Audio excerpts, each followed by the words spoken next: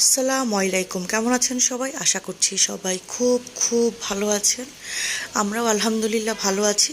নতুন আরেকটি ব্লগ নিয়ে চলে আসলাম। তো সকালবেলায় কাজের আপা আসার আগেই চিন্তা করে ইলিশ মাছটা বের করে নিলাম, যাতে উনি আসলে কেটে দিতে পারেন। আর আমি একটু ধরে দেখছিলাম যে মাছটা নরম হয়েছে কিনা, বরফটা গলেছে কিনা, এরপরে যাতে কাজের আপা আসলে কেটে আমাকে রেডি করে দিতে পারে। তো উনি কেটে দিল। আম্মুর জন্য খুব শখ করে ইলিশ মাছটা এনেছিলাম, আর পোয়া মাছটাও উনি কেটে দিল। তো আমি এগুলো সব ধুয়ে ক্লিন করে নিচ্ছিলাম। এরপরে একটু দুপুরের দিকে আম্মুর জন্য একটু ফ্রুটস কেটে নিলাম। আম্মু তো ইদানিং সব খাওয়া দাওয়াই তার একদমই অফ, মানে ডায়েট চার্ট যেটা বলে সেটা ফলো করছে, কারণ ডাক্তার সেই চার্ট অনুযায়ী খেতে বলেছে। তো কি আর করা। তো আম্মুর জন্য ডাব কেটে দিলাম। সেখান থেকে শ্বাসটা আমি বসে বসে খাচ্ছিলাম। তার কিছুক্ষণ পরে কাঁচা ছানা নিয়ে বসলাম, আর সাবাহাতের ডাটার সাথে একটু বসে গল্প করছিলাম। এরপরে গল্প শেষ করে রান্না করতে চলে আসলাম। আম্মুর খাওয়া দাওয়া একদমই লিমিটেড হয়ে গেছে, আইটেম সে খুব বেশি খেতে পারবে না।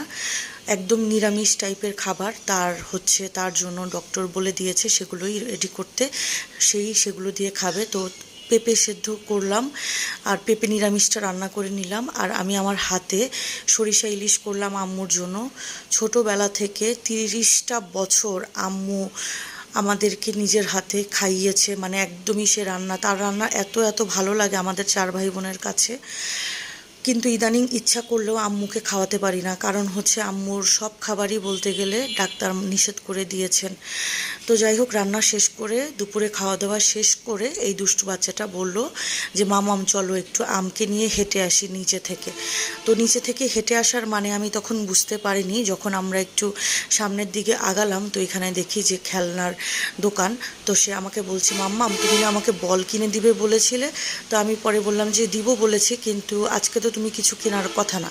কিন্তু কি আর করা, সে আমাকে বলল যে চলো তো আমরা একটু বল দেখি। তো আমি বললাম যে আচ্ছা চলো। তো বল দেখে টেকে বললো যে আমাকে এই ছোট্ট গাড়ির সেটগুলো কিনে দাও। তো ওখানে মনে হয় 8টা গাড়ির সেট ছিল। তো যাই হোক, কি আর করা, দুষ্টু সাবাদ চেয়েছে। এরপরে বললো যে সে একটু চটপটি বা ফুচকা খাবে। আর সেদিনের আকাশটা মানে এত সুন্দর ছিল, বলার অপেক্ষা রাখে না। আমি একটু ভিডিও করে রাখলাম। আর এই যে নারিকেল গাছটা দেখতে আকাশের সাথে অদ্ভুত সুন্দর লাগছিল। আর এই যে দুষ্টু বাচ্চাটা ফুচকার জন্য ওয়েট করছিল আর বলছিল মাম্মা এখনও কেন দিচ্ছে না, লেট হচ্ছে। তো আমি বললাম যে একটু রেডি করতে তো সময় লাগবেই। তো যাই হোক, এরপরে দুষ্টু বাচ্চাটাকে একটু আমি খাইয়ে দিলাম। মাশাল্লাহ, দুষ্টু বাচ্চাটা ইদানিং একটা দুইটা ফুচকা খায়। তো আম্মু যে তেহারি রান্না করে আনলো, সেটা রাতের ডিনার হিসেবে আমরা 3 জন, আমি, সাবাহাত আর তার দাদা, খুব আরাম করে খেলাম।